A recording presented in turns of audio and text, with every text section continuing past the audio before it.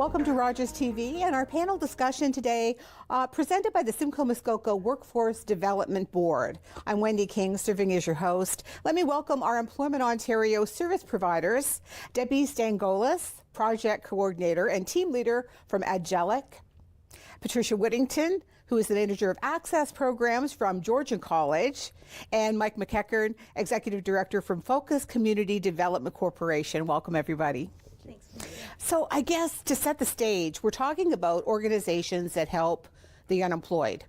And I think anybody who's ever been unemployed or is fearing it perhaps, it's a huge deal. It's emotional. It's a whole big journey from beginning to end, right? So who can you help and how? Well, there's actually, Wendy, there's actually services for everybody in the community, so I think that's the first thing.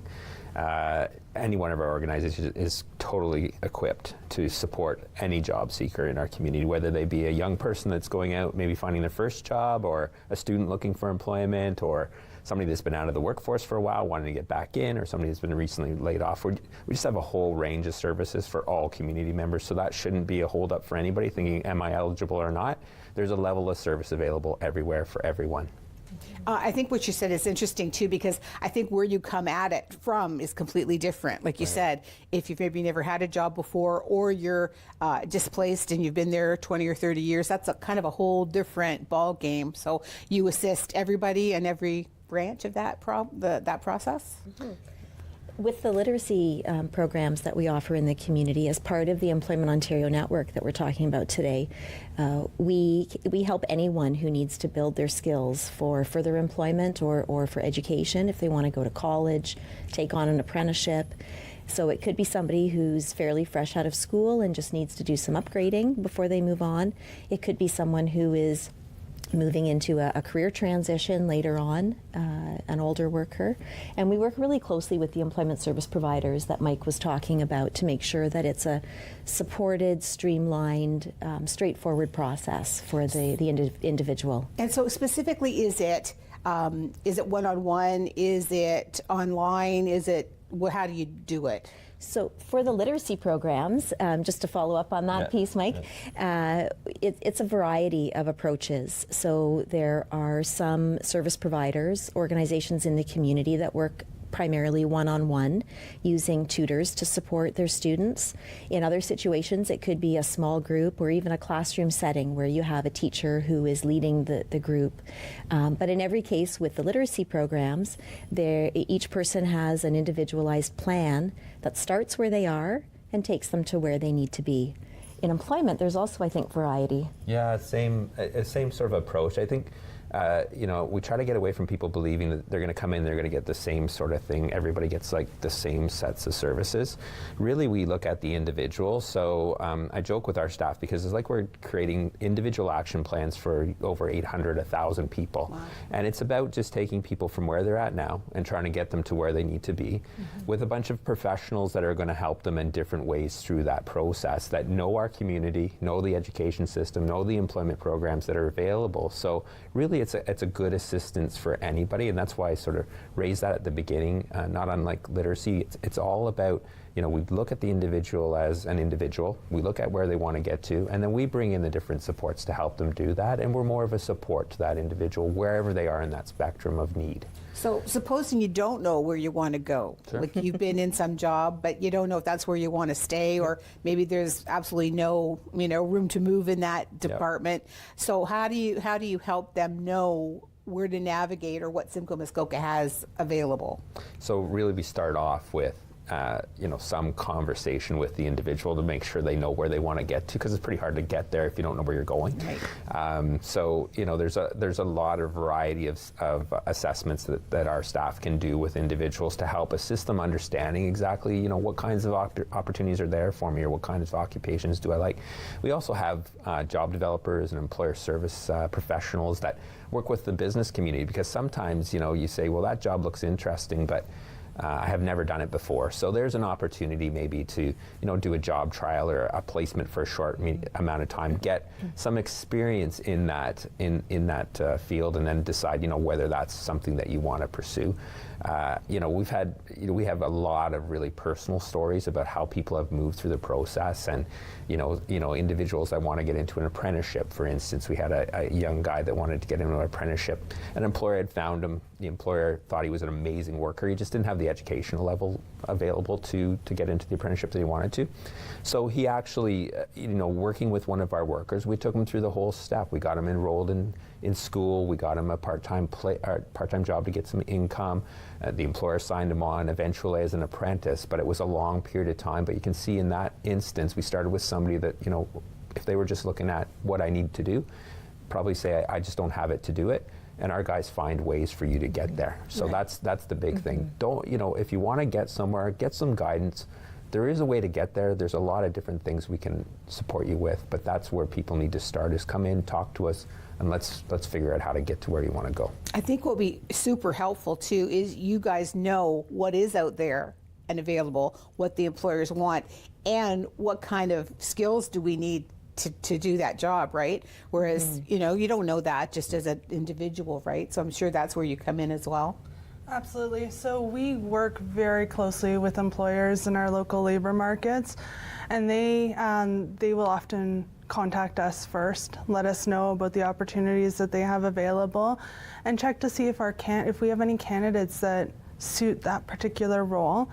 If we don't, there's also great programs out there like the Canada-Ontario Job Grant, and in that situation we can take someone who is unemployed and doesn't necessarily have the skills or education to be able to do that job, and 2/3 of the training cost is funded through Employment Ontario. So the employer gets a candidate who is trained specifically for the occupation that they need them to be in, with the training that is really directed from that employer, and it benefits everyone. The individual gets a whole new skill set out of it, and the employer gets someone who is trained specific to their needs. I think this is amazing. I go back a long, long time where if you lost your job, you just went to unemployment, which I know they don't even call it that anymore, and you looked at jobs on a bulletin board, right? So things have really changed, obviously, for the better. Yeah. Yeah.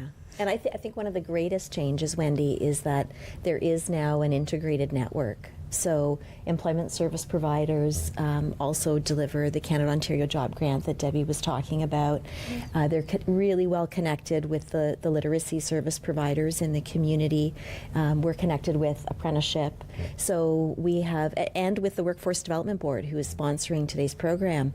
So we have great ways of staying on top of what's available in the community from an employment perspective, and then also all the different ways that you can get there to support our clients and our students. What we hear all the time is we don't have enough skilled trades. Is that true, Simcoe Muskoka?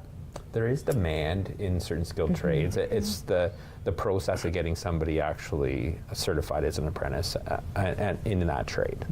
So that's the trick, really. It's about working within the system to try to do that. And again, where better to start than with an Employment Ontario service provider to be able to move you through that process and understand what you need to do and what's available to the individual. And I think a good thing too that we haven't really mentioned is to the individual there's no cost.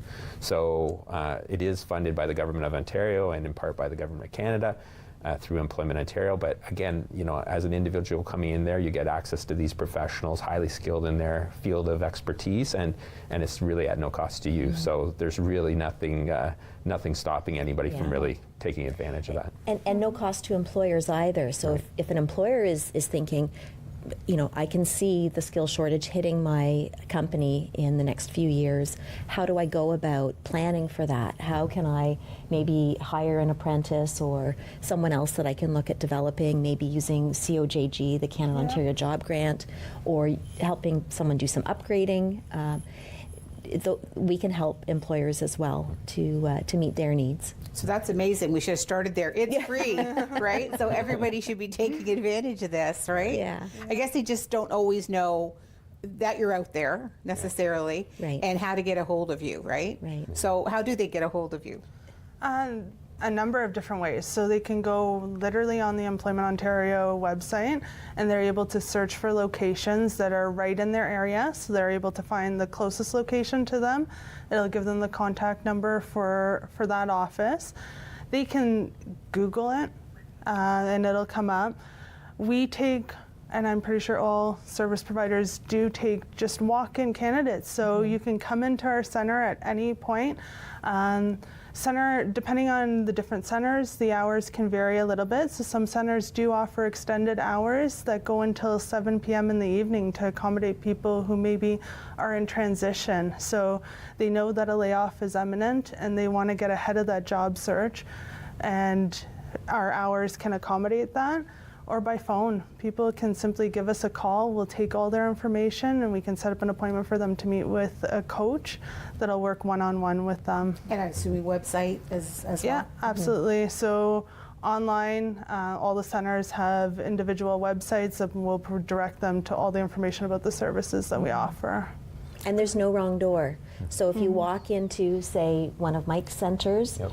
and really what you need is some upgrading, they will make the referral and make sure that you get to the right place, Great. and vice versa. And if you've arrived in a community, say it's not the community that you're from or that you live in, and the Employment Ontario sites are across Ontario. So our job is to make sure that we're giving you service in the most convenient location for you. So we quite often refer to one another as well and say, you know, it might be a lot easier for you to get service over here.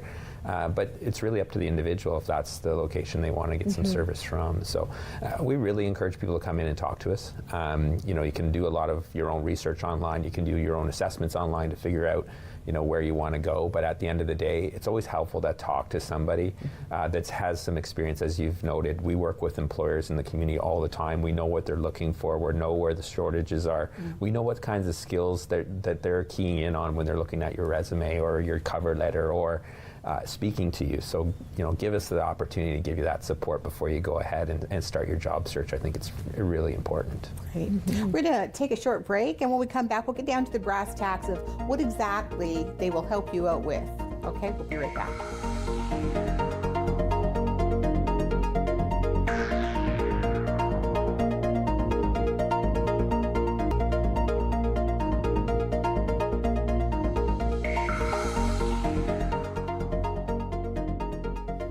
So we're discussing how to get some help for people who may be unemployed or even underemployed in Simcoe Muskoka with my guests. And there's so many different scenarios of people that come to you, I'm sure. So for instance, we're a student looking for a job. That may be very different from someone who's been out of job for 20 or 30 years and gets displaced, right? So can we talk about maybe some of the different ways you help people? Yeah, so with students, a lot of us, or a lot of our organizations are actually in the schools with the guidance departments and in the schools with the career development classes, giving workshops on resumes or interview skills, or at least providing support to the teachers there too, to let them know. As I said before, we're right out there in the employment community all the time, so we're understanding the changes. But quite often we like to, students to come in, speak to us again, do a little bit of assessment where they are, where they want to get to. Our job developers too are out in the community looking at times for, employment opportunities for students, and we're posting those, but also aware of different employers that may provide that support. So a specific program we provide is Youth Job Link as well. So that one is aimed at kids that haven't had a job in the past, or maybe have had a job for a week, but not real significant work experience. And in that scenario, we're coaching them along to try to understand this is what the workplace is going to be like. But we've also lined up employers that'll take them on for a bit of a go in order to see their workforce or their work skills in a live scenario, right? So it really does help that student with that first connection. I know a lot of us, when we first got our jobs, it was just basically, either a parent said, here, you're working tomorrow, Exactly. or you showed up at a job and you're working the next day. But now, with so many regulations in the workplace as well, it's important for us to, let students know their rights in the workplace. Health and safety is a big thing in the workplace as well. We don't want them to get injured on the the job. So, we talk to them a lot about their rights. We talked a lot about health and safety, but we also get them ready, get them acclimatized to, going to a job, and we help support them in that first job. So, it's really, really helpful for a lot of the students to come to see us. And then Patricia, say they want to go back to school. That's again another sort of segment of it all. That's right. And so with literacy and basic skills providers, we often get referrals from employment services where they're working with somebody who decides that they want to go back to school and they need to do some upgrading first. Quite often, though, people just walk through our doors. As Debbie mentioned, they contact us directly and say, I think I need to get my grade 12, or I want to take a college program. What do I need to do to be ready for that? So we work with people who either need the skills or they need the credentials to get to their next step. And it could be anything from someone doing a review of their math skills and their language skills, computer skills for employment or for apprenticeship. It could be someone who is working towards a grade 12, either their grade 12 diploma or some type of equivalent. There's the GED, and also there's a credential that we offer at the college called the ACE. And so they could be doing that type of upgrading. It could also be someone who wants to be more independent in their own life. We know that about 50% of adults in Ontario don't have the foundational skills that they need to really be productive and to be engaged members of society. So it could be that they want to manage their banking, they want to take more control over their health, they want to be able to help their kids with homework. Or just for themselves to be able to say, I have achieved this and I now can do these things that I couldn't before. So, so for somebody who specifically has that next step of education as a goal to be able to go back into the labor market, what we do is we assess where they are. We then take a look at what they need to be ready for the education program they're going into. And then we set up that individualized plan so that the person gets what they need in the fastest way possible while still making sure that it's a really good quality training program for them. Now, say you're an older person or you've been at your job a long time and then you're out of work. I would think even something like resume writing has changed so much since the first time you got a job, right? Yeah. I know I've heard, I don't know if this is true, and you can tell me if it is, that people don't even really care about your past experience as much as they're going to go to your Facebook page and see if you're a scoundrel or not. So, I mean, things have changed. Yeah, absolutely. And something that I think we all coach people on is, just since you mentioned social media, how to make sure that you've got a really professional, positive social media footprint, and how to clean up if you need to do some of that work. You mean like a fake account? No, just kidding. But that's huge, right? You don't think about that stuff when you're necessarily on Twitter or Facebook. Yeah. We also, it's interesting because even voicemail, like people, we tell people to pay attention to everything in their life when they're job searching, and they've really got to look at, if somebody calls you and leaves a message, what's the message that you're, we've heard some real interesting voicemail, very, very, very funny, very humorous, but when you're job searching and an employer is calling you to, look for a professional to help them move their business ahead, you really have to be careful. Email addresses too. Yeah. Oh, yeah. Is it? Yeah. So, and you were talking about, you were talking a little bit about, somebody that's been out of the workforce for a while. A similar way, you speak with the individual, you try to find out exactly, what it is they need to do, where they're trying to get to, what their education experience has been. I'm an employer too, and I'll tell you, if people are saying they just look at social media, we don't. We look at experience. We look at your, really we hone in on your experience, your education, and, what skills you're going to bring to the job. So that's really important in part of your resume. And as you said, we certainly know what employers are looking for. Right. And Deb, you're going to say? Especially with the youth, I think a lot of them don't realize the importance of stuff like voicemail. Their main communication tool when it comes to one another, and even with us oftentimes, is through text messages. So they don't necessarily understand that having that and the ability for an employer to leave a voicemail message and get a hold of you is something that's extremely important when you're actively job seeking. Well, they have their phones. Yeah. But they don't, their but they phone don't with them. phone They with don't- them. They don't actually talk on them.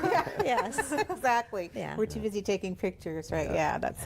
It's just really interesting how things have changed, Yeah. and I'm sure for employers too, like to get really great people that have good work ethics and all of that. That's something that is learned really. And we do spend quite a bit of time, we've mentioned a lot about what we do for job seekers, and I think Pat was speaking a little bit about us serving employers, but we do spend half of our business is really working with small business owners, big business owners, medium-sized business owners, just to help them with their human resource needs. So, a lot of times people get into business to do provide a good or service, and all that HR part of it isn't something that they pay attention to, but legislation changes, and we're there to support them in that as well, because again, we keep up to date on all the HR legislation and all the things they have to do, and we can help them sort of support them as they go through that process, because you never want to lose your employees either. You want to keep as many as you can, Right.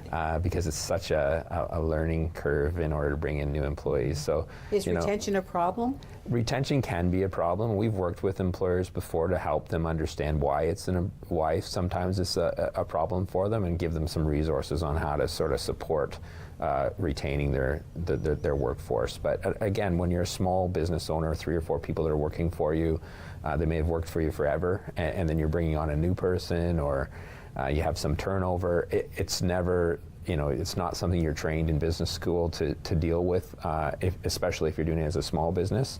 It's more, you need those HR professionals to come in and help you, understand what you can put in place in order to support the individuals. Right. Now, we were talking a little bit earlier about success stories. So could you each share something that strikes you that's really someone who's really come a long way? Absolutely. So there's a fantastic program that we administer called Second Career, and it really does help individuals who maybe, had a grade 10 education, have worked in the same industry for 25 years, and now they've been laid off and they're looking for retraining. So we had a candidate who came in and had actually taken leave for a little while from their employment, and unfortunately the company that they worked for had closed. So they ended up getting retraining. They always wanted to be a hairstylist. So they went in and completed their training through Second Career. And when they were done, we were able to match them with an employer. We actually provided the employer with some funding as well to offset the cost of training someone who was a new hire. And the employer ended up signing them up as an apprentice. So as we monitored their training, they actually completed a lot of the requirements for their apprenticeship within the 6-month span, and were ready to write their exam. And they wrote their exam and became a licensed hairdresser and is working full-time now. So they made a full career transition and have a fantastic career ahead of them. That's great. That's great. And at Georgian, an example from one of our upgrading programs, we had a woman come in who had 2 young children. She was married and working full-time, wanted to get into a practical nursing program at Georgian, but needed to upgrade pretty much 4 credits, math, communications, and she needed to get biology and chemistry in order to be competitive and meet the prerequisites. So we helped her with, she had a couple of tries in the upgrading program. She was able to finish successfully and was accepted into the practical nursing program. We were able to help her with transportation and childcare costs. That's one of the bonuses of our programs. We do have some funds to help students with those costs. And she's now finishing up her practical nursing degree this year. So it's a fantastic story. She was working, but not in a field that was challenging her, and it wasn't meeting her family's needs. So now she's in a career that really is fulfilling. Great. Yeah. You know what? There's so many examples when you've been in this field for some time. You get to see it. And I think beyond a specific example, it's just nice to see people quite often come to us, and as indicated at the beginning, you know, losing your job, or it's so daunting to think about how am I going to get connected, or if I'm just out of school, I've just finished my education, I want to get employed, or I've left school early and want to get employed. And you know, just to see the beginning to the end, right, for us is they come in, you know, they really are hopeless. They don't think they have an opportunity to move ahead, or the task ahead is daunting. And as we take them through the steps, it just turns, right? It's not as hard as it seems. There's baby steps to get there. There are little parts of things that you can do, but you really see a change in the people. They start to see there is hope, there is a goal here that is attainable, and there are people there that want to support me.